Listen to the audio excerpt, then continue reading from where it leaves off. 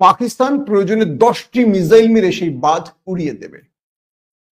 তিনি বলছেন যদি সিন্ধু নদে কোনো বাঁধ তৈরি করা হয় আমরা অপেক্ষা থাকব, যদি ভারত কোনো বাঁধ তৈরি করে বাঁধ তৈরির পরে সেগুলো আমরা মিসাইল মেরে উড়িয়ে দেব, 10টি মিসাইল মেরে উড়িয়ে দেব।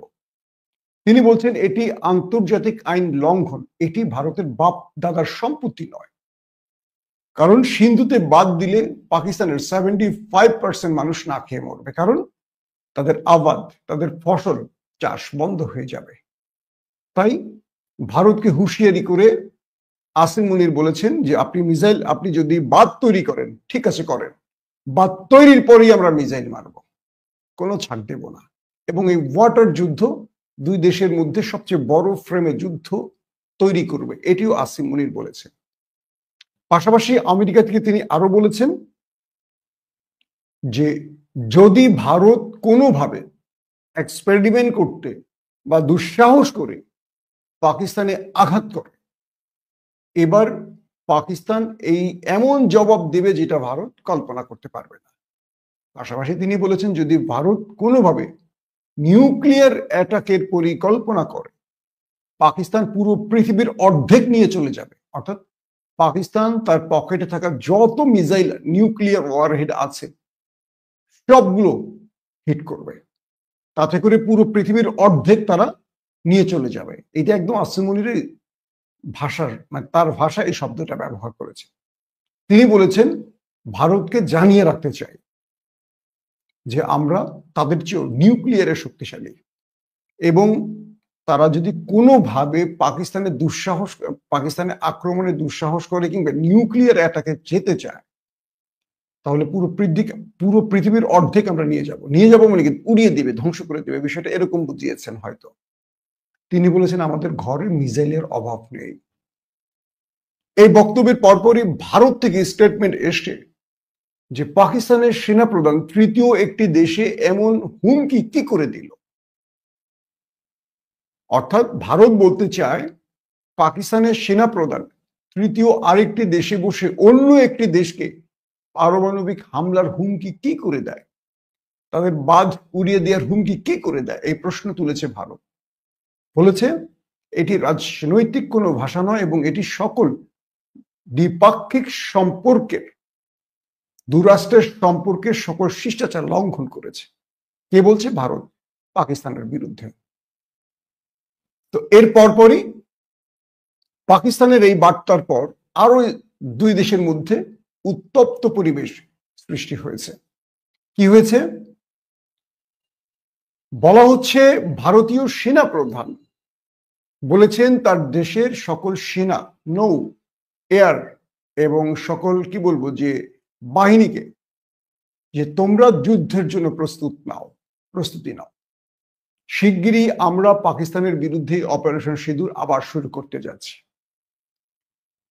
ভারতীয় সেনা প্রধানের এমন ঘোষণার পরপরই দেখা গেল আরব সাগরে ছুটে গেছে ভারতীয় এয়ারক্রাফট ক্যারিয়ার, ভারতের ওয়ারশিপ, সাবমেরিন এবং জলপথ দিয়ে যে যুদ্ধের যত রকম ইনস্ট্রুমেন্ট সব এখন আরব সাগরে পৌঁছে গেছে। সাবমেরিন, ওয়ারশিপ থেকে শুরু করে সব রকম প্রস্তুতি নিয়ে আরব সাগরে পৌঁছে গেছে ভারতীয় বাহিনী, ভারতের নেভি।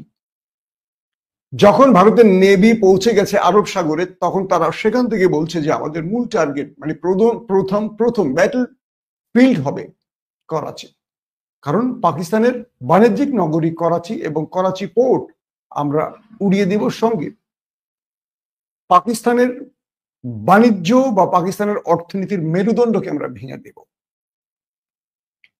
ভারতীয় সেনা প্রধানের বক্তব্যের পরপর যখন আরব সাগরে চষে বেড়াচ্ছে সকল যুদ্ধের প্রস্তুতি নিয়ে ভারত ঢুকে গেছে, সঙ্গে সঙ্গে পাকিস্তানের পক্ষ থেকে ঘোষণা করা হয়েছে 11 এবং 12 তারিখ আরব সাগরে পাকিস্তানের নৌ মহড়া শুরু হচ্ছে। আজকে 11, আগামীকাল 12। এবং পাকিস্তানের নৌবাহিনীর তাদেরও যুদ্ধ জাহাজ, সাবমেরিন সহ সকল প্রস্তুতি নিয়ে সাগরে নেমে গেছে। আন্তর্জাতিক কয়েকটি আউটলেট বলছে ভারত যে জায়গাটিতে বসে আছে, মানে সাগরের যে জায়গাটিতে বসে পাকিস্তানের আক্রমণের পরিকল্পনা করছে, তার 60 নটিক্যাল মাইল দূরে, পানির যে পথ সেটাকে নটিক্যাল মাইল বলা হয়, তো 60 নটিক্যাল মাইল দূরে পাকিস্তান এখন অবস্থান করছে। অর্থাৎ পাকিস্তান নিজেই 60 নটিক্যাল মাইলের মধ্যে ঢুকে পড়েছে ভারতের সামনে গিয়ে, এবং বলছে আজ মানে 11 এবং 12 তারিখ এখান থেকে তারা সাগরে গুলি বোমা, অর্থাৎ তারা যুদ্ধ প্রশিক্ষণে যা যা ছড়ে, যুদ্ধ জাহাজ থেকে মিসাইল ছড়বে, অনেক কিছু ছুটবে। তো এই সময়তে অর্থাৎ 11 এবং 12 তারিখে আরব সাগরের এই পথ যেন কেউ ব্যবহার না করে, কোনো বাণিজ্যিক বা কোনো জাহাজ বা কোনো যাত্রীবাহী কোনো জাহাজ চলাচল না করে। অর্থাৎ 11-12 তারিখ ভারতের জাহাজের সামনে বসে পাকিস্তান তাদের অ্যাটাক শুরু করবে।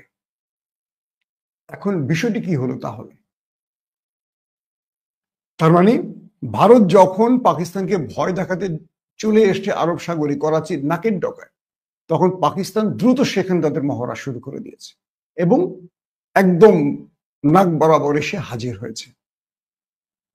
ইতিমধ্যে ভারতীয় কয়েকটি বাহিনী বলছে, পাকিস্তানের কয়েকটি বাহিনী বলছে তাদের যুদ্ধ জাহাজকে টার্গেট করে পাকিস্তানের বেশ কিছু যুদ্ধ জাহাজ চক্কর দিয়েছে। এতে করে ভারতীয় নেভির কাপড় ভেজা শুরু করে দিয়েছে। এখন বিষয়টা হলো, ভারত এবার ঘোষণা দিয়েছে তাদের যুদ্ধটা শুরু করতে পারে তারা নৌপথে আগে। এর আগে তারা আক্রমণ করেছিল এয়ারফোর্স দিয়ে, তো এবার তারা ব্যবহার করবে নৌপথ। আর পাকিস্তান বলছে তারা নৌপথের আক্রমণ মোকাবেলা তো করবেই, এবার তারা পুরো ভারতকে অন্ধকার করে দেবে। এবং পাকিস্তানের সেনাবাহিনীর পক্ষ থেকে বলা হয়েছে, গতবার আমরা ওদেরকে জবাব দেওয়ার সঙ্গে সঙ্গে ওরা কান্নাকাটি করে ডোনাল্ড ট্রাম্পের সাহায্যে সিজফায়ার ঘটিয়েছে, যুদ্ধবিরতি ঘটিয়েছে। এবার এই সুযোগটি ওদের দেব না।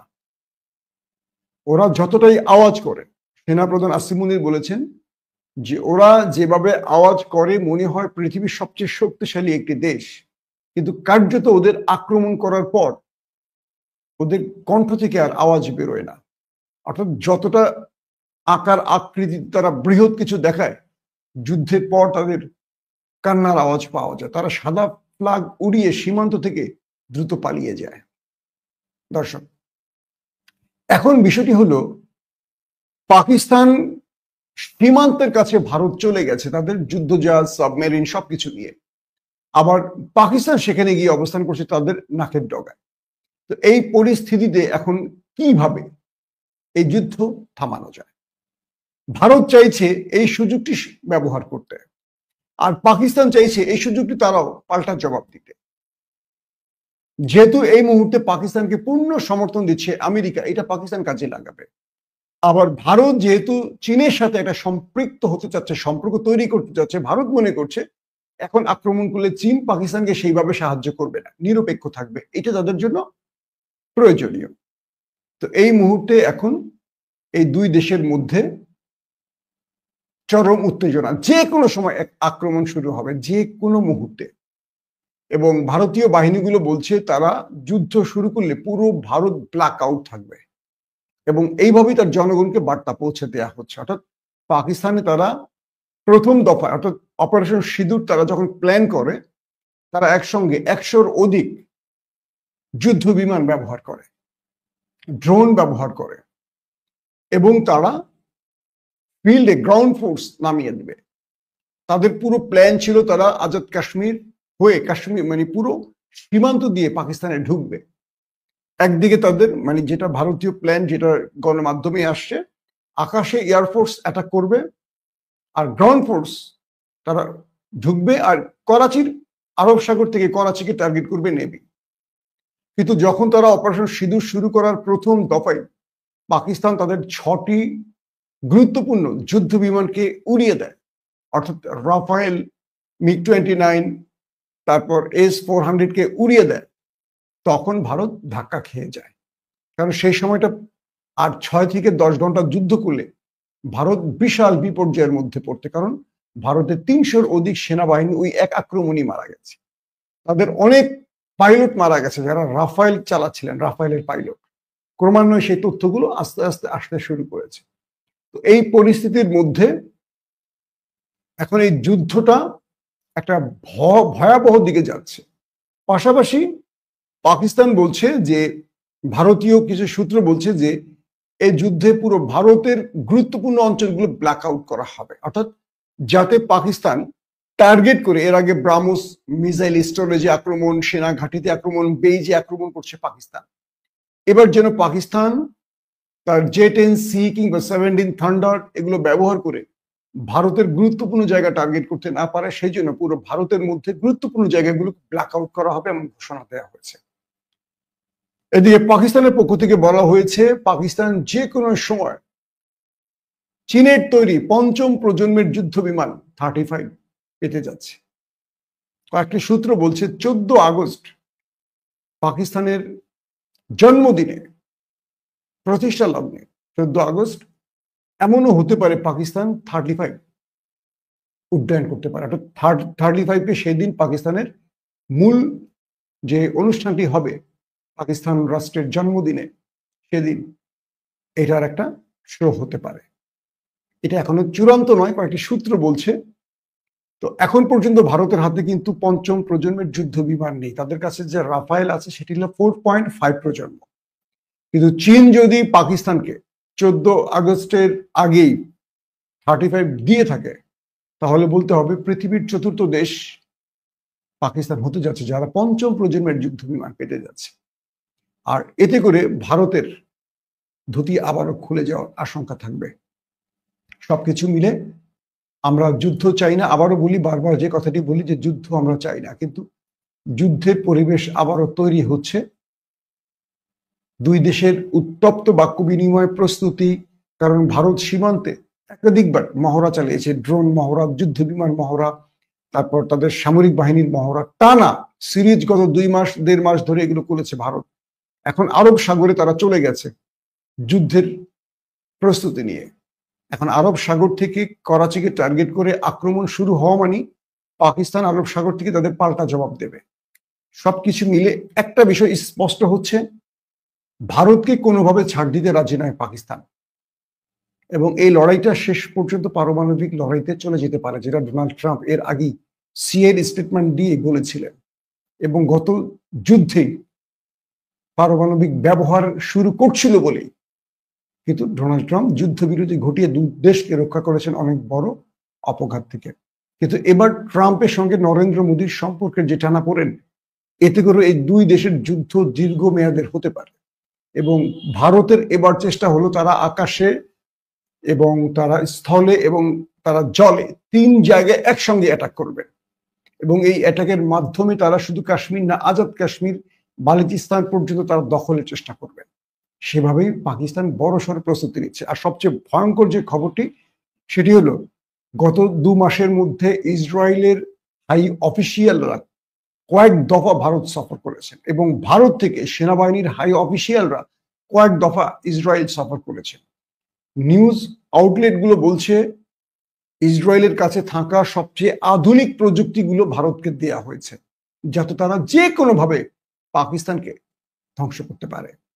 আর পাকিস্তান সেই প্রস্তুতি শুরু, তারাও চীন, তুরস্ক সহ তার মিত্রদের কাছ থেকে আরো আপডেট ভার্সনগুলো হাতে নেওয়ার চেষ্টা করছে।